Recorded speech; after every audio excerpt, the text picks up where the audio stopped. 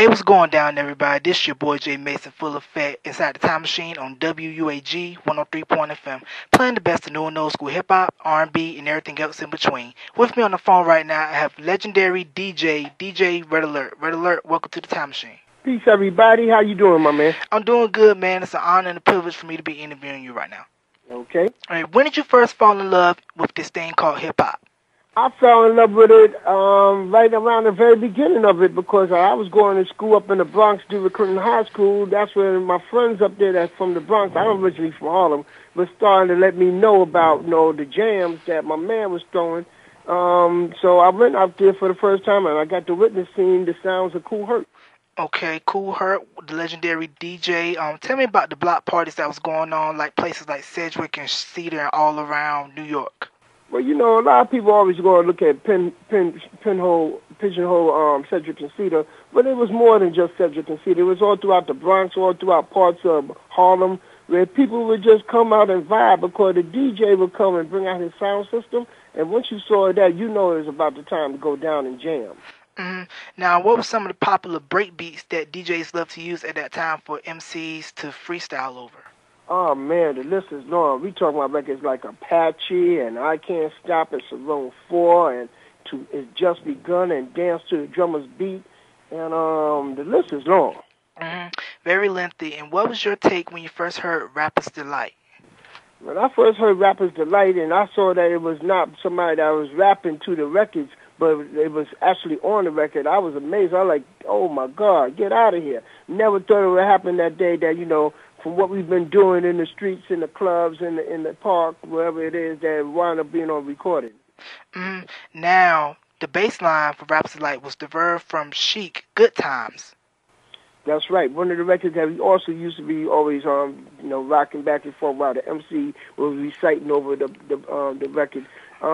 Hey, that was a record that, was enhanced and, it took forth. Now, did you guys used to cut up the Von Mason record, Bounce Rock Roll Skate? Oh, yeah, we definitely used to cut that up also. Bounce Rock Roll Skate, that came out a little after Good Times with a similar bass line. Yeah. And that was just as funky. Yeah, because when I heard it and I heard a little breakdown, I'm like, sounds like Good Times and the Rapper's Delight bass line.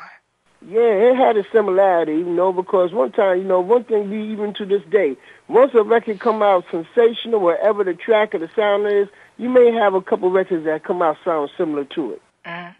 Now, what was your take on Mr. Magic's Rap Attack?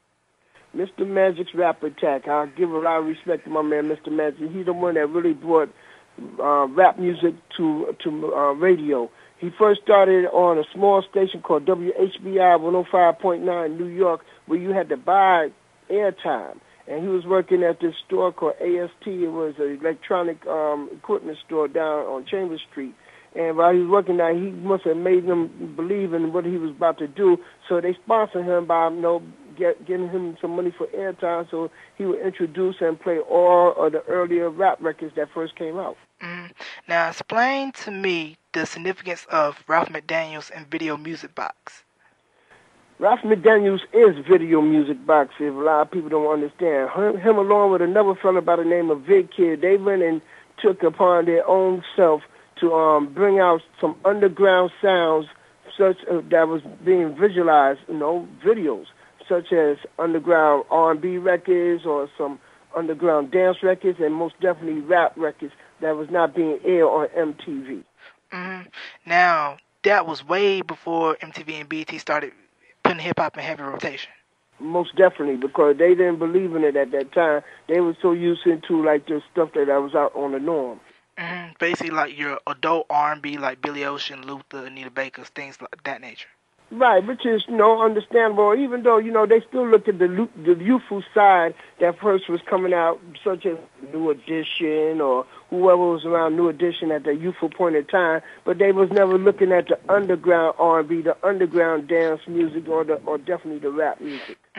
Now, explain to me the significance of Grandmaster Flash and the importance of DJing. It also should be known that Grandmaster Theodore was the man that came up with scratching. Well, Grandmaster Flash, a lot of people look at him, credit him because when we was all coming up at that time, there was various people who was making a big name for that. So Grandmaster Flash was like, above everybody because the way he execute them turntables and, he took it to the forefront. Like it's like saying, you got a lot of great basketball players, but there's always one player that's going to stand out amongst all. That's how Grandmaster was amongst all the DJs at that time. But here it is. As he used to join, in the earlier days, he joined along with Grand Wizard Theodore's brother named Gene. And as he joined along with him, he taught Theodore the basic in the beginning of how to DJ. From there on, Theodore started learning how to mold and mold his own self with his own style play. As to one night, his mother told him to cut down the music. While he cut down the music, he's slowing down the record. As he slowed down the record, he heard how the needle was on to the record with the groove, the sound, and he took it. He went back and forth on it. He said, "Hey, this sounds interesting," and that's where he started discovering his own way of taking it to the next level. Gotcha. Okay, talk about the significance of DJs such as Eddie Chiba, DJ Hollywood, and DJ Pete, DJ Jones. See, a lot of people always hear these names, Eddie Chiba, Hollywood, and Pete DJ Jones. I would say that Eddie Chiba and Hollywood was more like party rockers, crowd participators.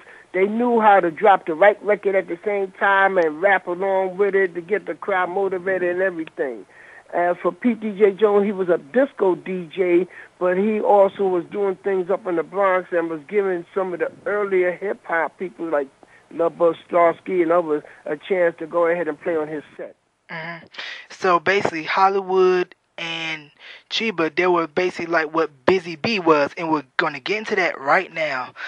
The various hip-hop beefs. Now, I'm going to call out some various hip-hop beefs and give like a brief nutshell about each beef. First beef, Busy Bee, Kool Moe Dee. Busy Bee, Kool Moe Dee, that was a day that everybody looked at that more than the whole overall. That was an MC contest that took place in Harlem World in 1981 during the winter time. And here it is that it was a contest that consisted of so many different people that was in it.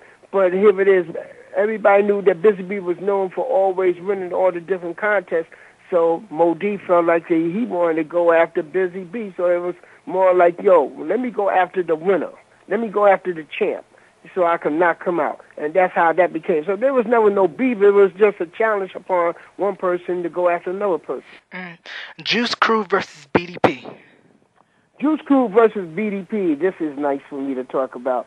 Here it is. It was a record that came out on Sleeping Bag Records. Of course, Success is the word by a group called 3216. I think that was the title of the group.